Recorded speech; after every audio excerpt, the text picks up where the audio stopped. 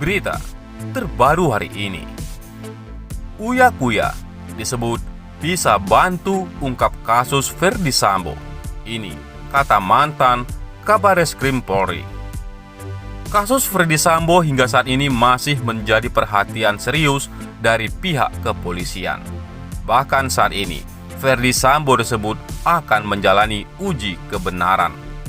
Nampaknya, hal itu mendapatkan sorotan dari mantan Kabareskrim Polri, Komjen Purnawirawan Ito Sumardi, Junisa Nyoto. Dia sebelumnya mengatakan bahwa diperlukan langkah hipnoterapi dalam pemeriksaan kasus yang menjerat Ferdy Sambo CS. Hal dugaan adanya ketidakjujuran dari para tersangka yang terlihat dalam pembunuhan Brigadir J menjadi sorotan sang mantan Kabareskrim Polri tersebut. Ito Sumardi mengklaim pernah menyampaikan usulan terkait hipnoterapi tersebut kepada Kapolri Listo Sigit Prabowo. Dalam upaya mengungkap kasus yang menjerat Ferdy Sambo CS, saya ngomong sama Pak Kapolri, "Pak, kalau kita minta tolong sama Pak Uya Kuya, ini semua beres," katanya. Meskipun sang mantan Kabareskrim Polri tersebut menyadari bahwa hipnoterapi tidak sesuai dengan pro justitia, namun menurutnya hipnoterapi dianggap bisa membantu penyidik dalam mengorek keterangan. Diketahui, nama Uya Kuya bertambah populer saat dirinya mengisi program hipnoterapi di salah satu stasiun televisi. Di program tersebut, ia banyak berusaha menggali kejujuran dari narasumbernya. Dalam kanal YouTube Uya Kuya TV, 9 September 2022, sang presenter nyentrik Uya Kuya mengaku bahwa dirinya sempat dipanggil oleh pihak kepolisian terkait kasus yang menjerat Ferdy Sambo. Sebetulnya, ada satu cerita juga di kasus Ferdy Sambo ini. Kemarin saya sempat dipanggil oleh kepolisian, tapi saya nggak mau sebut namanya, ungkap Uya Kuya. Selain itu, mantan Kabareskrim menyampaikan pendapatnya saat hadir menjadi bintang tamu di kanal YouTube Uya Kuya pada Rabu 8 September 2022. Uya Kuya saat itu melakukan video call bersama Ito Sumardi karena ia masih berada di Amerika Serikat. Dalam perbincangan mereka, Ito Sumardi meminta Uya Kuya untuk menghipnotis Putri Chandrawati agar bisa berkata jujur. Jika Putri Chandrawati berkata jujur, maka publik bisa mengetahui perkataannya mengenai pelecehan seksual benar adanya atau bohong.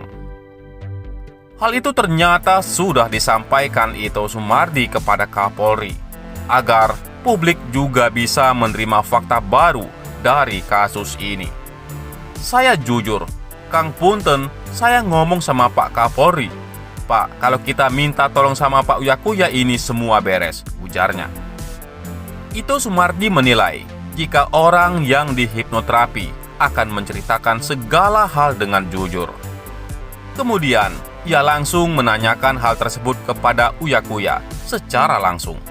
"Sekarang masalahnya satu, Kang Uya mau atau tidak?" ujar Ito. Namun, tampaknya Uya Kuya takut melakukan hal tersebut karena ia pernah memiliki pengalaman yang sama. Diceritakan Uya, jika saat itu dirinya diminta menghipnotis salah satu personil polisi terkait kasus teroris. "Saya dijemput oleh Densus 88, tapi akhirnya bikin show di ruangan sama anggota, hipnotis anggota," ujar Uya. Lebih lanjut, Ito Sumardi menerangkan jika dirinya sadar jika akan ditentang oleh hukum karena menghipnotis seseorang secara paksa, tapi tetap ada keinginan dalam dirinya jika Uya Kuya menghipnotis istri Ferdy Sambo itu. Ito Sumardi meyakini jika Putri akan berkata jujur dalam pengaruh hipnoterapi, tapi ia tidak terlalu memahami jika hal yang diinginkannya untuk menghipnotis Putri Chandrawati justru bertentangan dengan hukum. "PC, kalau diajak ngomong sama Akang, saya yakin Kang, seluruh Indonesia, dunia juga akan cerita apa adanya. Paling tidak, bisa jadi satu petunjuk lah. Cukup nggak tahu lah, kalau dari aspek hukum nggak diperbolehkan," ujar Ito. Dalam perbincangan dengan Uya Kuya, Komjen Purnawirawan Ito Sumardi juga sedikit menyentil masalah backingan judi. Diketahui, kini masalah judi tengah dibasmi oleh Kapolri Jenderal Pol Listio Sigit Prabowo. Berbagai jenis judi dan para pelakunya pun sudah ditangkap pihak kepolisian. Sedikit demi sedikit, keresahan masyarakat tentang maraknya perjudian akhirnya ditangani polisi. Disebutkan Komjen Pol Ito Sumardi, jika yang membackingi judi online bukan hanya polisi. Yang membackingi judi online bukan hanya polisi, tapi tentara, termasuk ormas saya, mantan Kabareskrim, ada oknum pemerintahan, ujarnya. Ada di satu tempat lokasi yang kita masuki, kita digebukin sama rakyat. Ada satu lokasi yang dijaga preman-preman, ujarnya. Komjen Ito Sumardi mengetahui bagaimana gerak-gerik pengelola judi. Apalagi Komjen Ito Sumardi mantan Kabareskrim yang lama berdinas. Kini, publik pun terus menunggu bagaimana sikap kepolisian untuk memberantas kasus judi di Indonesia. Di lain sisi, pengacara Bribka Riki Rizal atau RR, Erman Umar, mengungkap bagaimana negosiasi antara Ferdy Sambo dengan ajudannya itu sesaat sebelum terjadi penembakan Brigadir Yosua. Menurut Erman, Sambo saat itu tampak emosi berat mengetahui istrinya dicabuli. Awalnya, kata Erman, Bribka RR dipanggil Sambo untuk menghadap. Saat itu, Sambo ingin menanyai soal kabar bahwa Putri Chandrawati dilecehkan oleh Brigadir Yosua di rumah mereka di Magelang. Dipanggil dia, Bribka Riki, ditanya, ada kejadian apa di Magelang? Kamu tahu nggak? Nggak tahu, jawab Bribka Riki.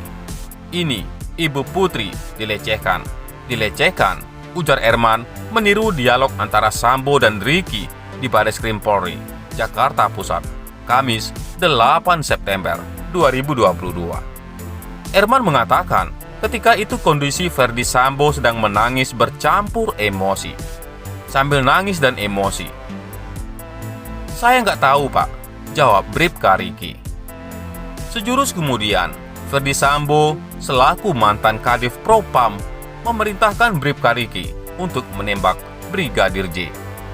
Ya sudah, kalau begitu, kamu berani nembak?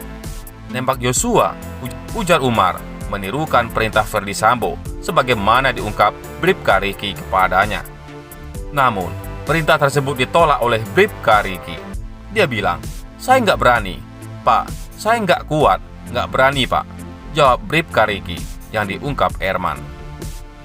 Lalu, Bribka Riki diperintahkan Ferdy Sambo untuk memanggil Barada Richard Eliezer. Ya sudah, kalau begitu, kamu panggil Richard, kata Ferdy Sambo ditirukan Erman.